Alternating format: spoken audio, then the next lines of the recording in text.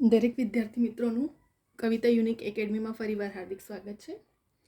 આજે આપણી રિઝનિંગના પાછલા વર્ષોના પૂછાયેલા ક્વેશ્ચનો જોવાના છે. બરાબર, મેં તમને લાસ્ટ પણ કેટલા વિડીયોમાં કીધું છે કે આપણે જેટલા પાછલા વર્ષોના પૂછાયેલા ક્વેશ્ચનનું સોલ્યુશન કરશું એટલું વધારે આપણને ટ્રીક નોલેજ વધશે, મેથડ ખબર પડશે તમને, અને આવનારી એક્ઝામમાં પણ તમને શું થશે, હેલ્પફુલ થશે.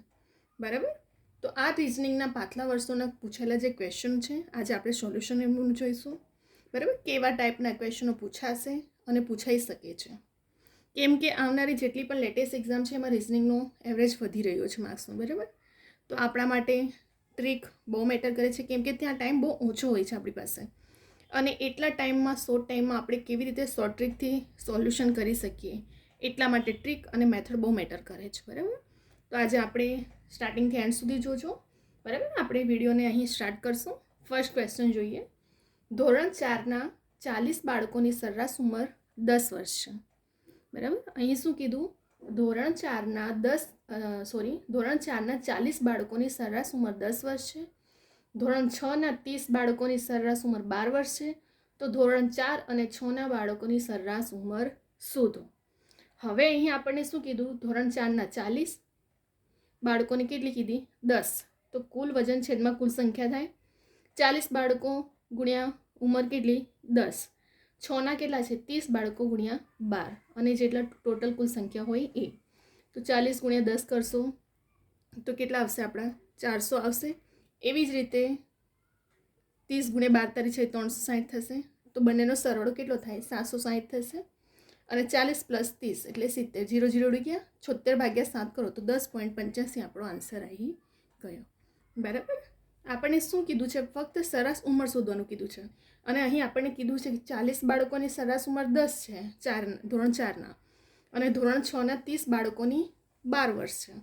બંનેનો સરવાળો આપણને અહીં આપ્યો. તો 40 ગુણ્યા 10 400, અને 30 ગુણ્યા 12 એટલે 360 થયા. બંનેનો સરવાળો 760, અને છેદમાં 40 + 30 એટલે 70. બરાબર, કેટલો આવ્યો આપણો આન્સર અહીં? 10.85. બરાબર, હવે આપણે જઈશું બીજા ક્વેશ્ચન પર. 45 વિદ્યાર્થીઓના વર્ગમાં મહેશ 20મા નંબરે પાસ થાય છે. જો વર્ગમાં 2 વિદ્યાર્થીઓ ઉમેરવામાં આવે તો તેનો નંબર 1 નંબર પાછળ આવે. તો આ સંજોગોમાં છેલ્લેથી મહેશનો કેટલામો નંબર હશે? બરાબર, અહીં આપણને શું કીધું છે કે 45 વિદ્યાર્થીઓના વર્ગમાં મહેશ 20મા નંબરે પાસ થાય છે, અને જો 2 વિદ્યાર્થીઓ ઉમેરવામાં આવે તો 1 નંબર પાછળ આવે. તો આ સંજોગોમાં હવે આપણે મહેશનો ક્રમ છેલ્લેથી શોધવાનો છે. ટોટલ કેટલા છે વિદ્યાર્થી? 45 છે. એક નંબર પાછળ જાય છે, તો આપણે વધારશું. 20 હતો તો 1 નંબર આવ્યો તો 21 થશે. અને 45 હતા ટોટલ વિદ્યાર્થી, એમાંથી કેટલા ઉમેરવામાં આવ્યા? 2 એટલે 47 થઈ ગયા. તો ટોટલ સંખ્યા કેટલી થઈ? 47. અને મહેશનો ક્રમ છેલ્લોથી ગણવાનું હતું એટલા માટે 21 આવ્યું. તો આપણે 20માં તો 1 નંબર પાછળ લેવામાં આવ્યો હતો એટલા માટે 20 ને +21. તો 47 - 21 કરશો તો 26 આવશે. અને મહેશનો જે નંબર 1 હોય છે એટલે ટોટલ વ્યક્તિ ઉમેરીને 27 આન્સર આપણો અહીં આવી ગયો. બરાબર, ફરી એકવાર જોઈએ. 45 વિદ્યાર્થીઓ ટોટલ આપ્યા હતા, અને શું કીધું હતું કે 20મા નંબરે પાસ થાય છે. જો 2 વિદ્યાર્થીઓ ઉમેરવામાં આવે તો 1 નંબર પાછળ જાય. તો મહેશનું છેલ્લેથી કીધું હતું. તો ટોટલ 20 હતા, એમાં 1 ઉમેરાયું તો 21 થઈ ગયું. 45 વિદ્યાર્થીઓ હતા, એમાં 2 વિદ્યાર્થીઓ એટલે 47 થઈ ગયું. તો ટોટલ વિદ્યાર્થીઓ 47. એમાંથી આપણે શું કરશું?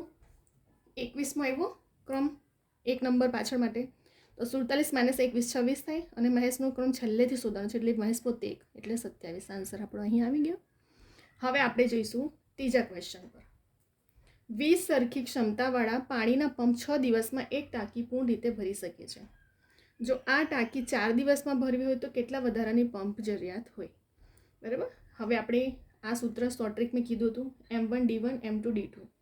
બરાબર, વ્યક્તિની સંખ્યા હોય છે અને પ્લસ જે પણ શોધવાનું હોય. બરાબર, અહીં આપણને પાણીનું પંપનું આપ્યું છે. તો 20 કેટલા છે? 20 સરખી ક્ષમતાવાળા પાણીના પંપ છે, અને ડી એટલે કેટલા દિવસ? 6 દિવસ એટલે 20 ગુણ્યા 6. અહીં M2 આપણે શોધવાનું છે, અને D2 એટલે 4 દિવસમાં બાકીના જે ભરાય છે તે. તો ચલો સાઈડ ચેન્જ કરશું. M2 બરાબર 20 ગુણ્યા 6, અને છેદમાં 4 આવી જશે. 4 × 5 = 20 ને 5 × 30. બરાબર, હવે શું 20 સરખા ક્ષમતાવાળા, તો કેટલા વધારાની પંપની જરૂરત? 20 હતા 30 આન્સર આવે તો 30 માઇનસ 20 એટલે 10 કેટલો થઈ ગયો આપણો? વધારાની પંપની જરૂરિયાત કેટલી રહી? 10. આન્સર આવી ગયો આપણો. ફરી એકવાર જુઓ.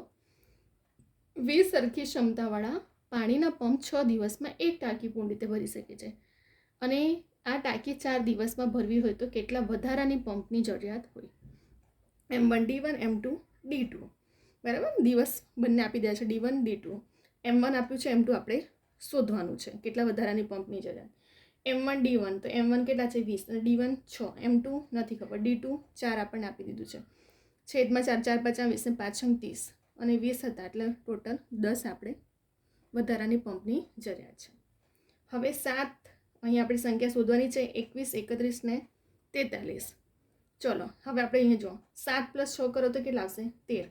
13 + 8 કરો તો 21. 21 + 10 કરો તો 31. 31 + 12 કરો તો 43.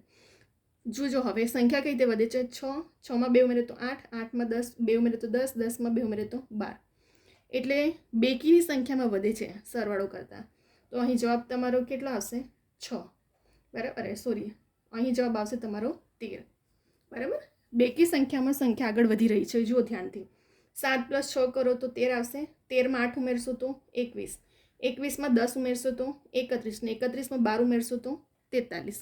તો આ ક્રમ જો સરવાળો થયો તો 6 8 10 12 બેકીની સંખ્યામાં આગળ વધી તો અહીં આપણો આન્સર કેટલો આવશે?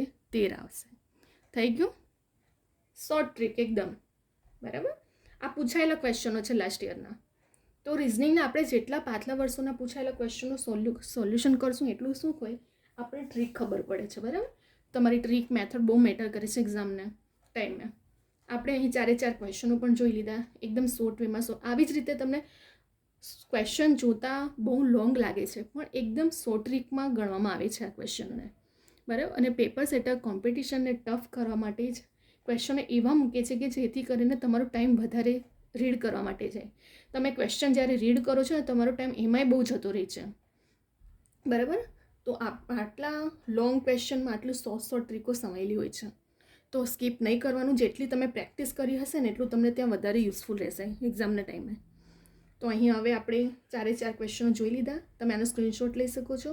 વિડીયો ડાઉનલોડ કરીને જાતે ગણો. 2 થી 3 વખત જુઓ અને જાતે ગણશો ને તો વધારે તમને યાદ રહેશે મેથડ અને ટ્રીક એક્ઝામના ટાઈમે. બરાબર, ફરી એકવાર આપણે ફટાફટ રિવિઝન કરી લઈએ જેથી કરીને ક્યાંક સ્ટુડન્ટને સ્કીપ થઈ ગયું હોય કે ના સમજ પડી હોય તો ક્લિયર થઈ જાય.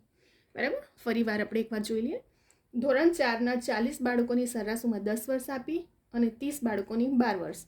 તો ચોથા અને છઠ્ઠા ધોરણના સરેરાશ ઉંમર શોધો. સરેરાશનું સૂત્ર શું કહે છે? કુલ વજન છેદમાં કુલ સંખ્યા. કેટલા બાળક હતા? 40 અને ઉંમર 10 વર્ષ. કયાની? ધોરણ 4ની. તો 40 × 10. 6ની 30 × 12 વર્ષ. તો 30 × 12 અને ટોટલ સંખ્યા 40 + 30 70 થયા. 40 દાન 400 અને 30 × 12 કરો. ટોટલ 760 ના છેદમાં 70 0 0 ઉડી ગયા. તો 10.85 આપણો આન્સર અહીં આવી ગયો. હવે આપણે જઈશું સેકન્ડ ક્વેશ્ચન પર.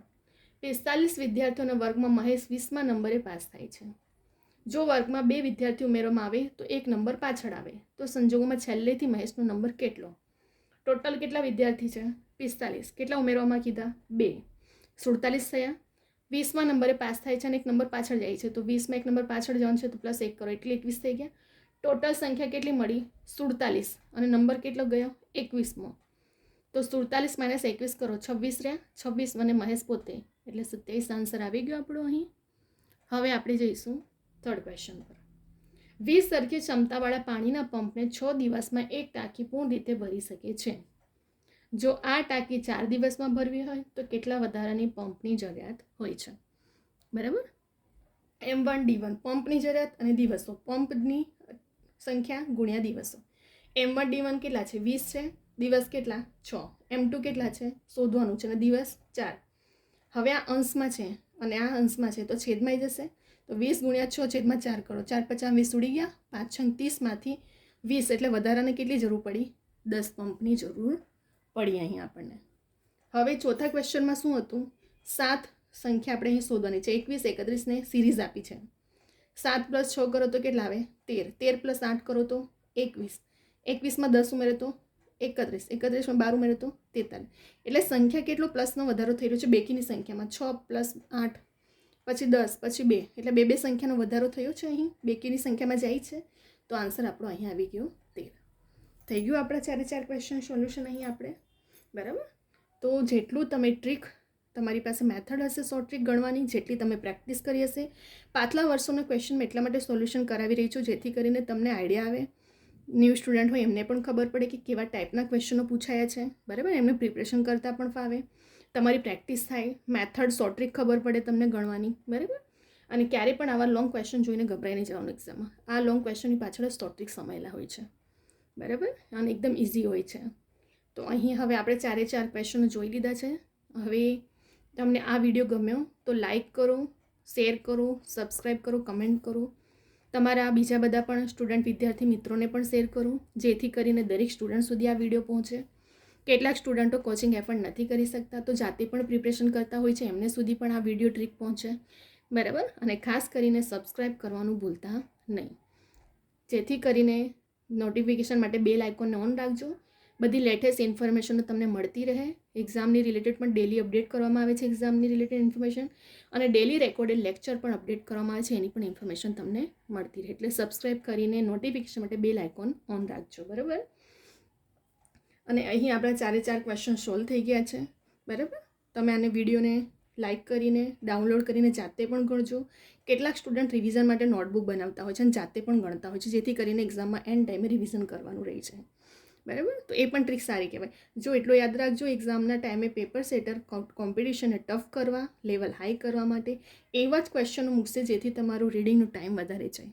ત્યાં આપણે પ્રેક્ટિસ બહુ જ મેટર કરે છે. બરાબર. એક્ઝામને ક્રેક કરવું છે, મેરિટમાં આવવું છે, તો એક માર્ક્સ પણ ઇમ્પોર્ટન્ટ હોય છે. બરાબર. મારા મેથ, રિઝનિંગ, ક્વોન્ટિટી, એપ્ટિટ્યૂડના દરેક વિડીયો સ્ટાર્ટિંગથી એન્ડ સુધી જોજો. ઘણી બધી ટ્રીકો શોર્ટ ટ્રીકમાં તમને શીખવા મળશે. ગુજરાતી ગ્રામર, ઇંગ્લિશ ગ્રામરના પણ દરેક વિડીયો જોજો. એ સ્ટાર્ટિંગથી એન્ડ સુધી ઘણી નાની નાની વસ્તુ નિયમો પ્રમાણે, કે ક્યારેય તમને બુક ગોખવું કે મોઢે ના કરવું પડશે. બરાબર. તો દરેક વિડીયોને સ્ટાર્ટિંગથી એન્ડ સુધી જોજો, લાઇક કરજો, તમારા સ્ટુડન્ટ વિદ્યાર્થી મિત્રોને પણ શેર કરજો, અને સબસ્ક્રાઈબ કરવાનું ભૂલતા નહીં, જેથી કરીને તમને ડેલી અપડેટ મળતી રહે. બરાબર. હવે આપણે નેક્સ્ટ વિડીયોમાં બીજા બધા પણ રિઝનિંગના એવા ક્વેશ્ચનો જોઈશું, જેથી કરીને તમારી પ્રેક્ટિસ થતી રહે. બરાબર. અને તમને પણ હું એક ક્વેશ્ચન લખીને ઘણા બેસો એનું કોઈ મિનિંગ નથી, તમારો પણ ટાઈમ વેસ્ટ થાય. એના કરતાં મેં આખું સ્ટેપ બાય સ્ટેપ પહેલાંથી જ લખીને તમને આખો વિડીયો ક્લિયર કર્યો છે, જેથી કરીને તમને દરેક ક્વેશ્ચનનો પણ સોલ્યુશન થઈ જાય, તમે જાતે પણ ઘણો તો ગણી શકો છો. બરાબર. હવે આપણે નેક્સ્ટ વિડીયોમાં બીજા બધા ટોપિકો પણ લઈને આવશું. બરાબર. જેમાં ઘણા, અને આપણે English grammar, Gujarati grammar, quantity aptitude, બરાબર, મેથ, રિઝનિંગ, ઘણા ટોપિકો પર વિડીયો બનાવ્યા છે.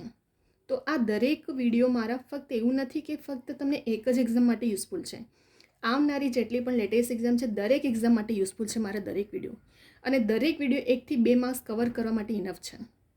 બરાબર. કેમ કે મેરિટમાં તો એક માર્ક્સ પણ ઇમ્પોર્ટન્ટ હોય છે. તો કેટલાક સ્ટુડન્ટ એક ટોપિકને સ્કીપ કરતા હોય છે, પરંતુ જો એક્ઝામને ક્રેક કરવું છે તો એક માર્ક્સ માટે પણ કવર કરવું પડશે તમારે. તો મારા દરેક વિડીયો પ્રિલિમ, મેન પ્લસ તમને આવનારી બધી લેટેસ્ટ એક્ઝામ માટે હું એવા જ ટોપિક પર, સિલેબસ પર બનાવી રહી છું, જેથી દરેક એક્ઝામ માટે યુઝફુલ રહેશે તમને. બરાબર. તો હવે આપણે નેક્સ્ટ વિડીયો બીજા બધા ટોપિકો પર લઈને આવશું. હવે અહીં આપણે વિડીયોને સ્ટોપ કરી રહ્યા છીએ.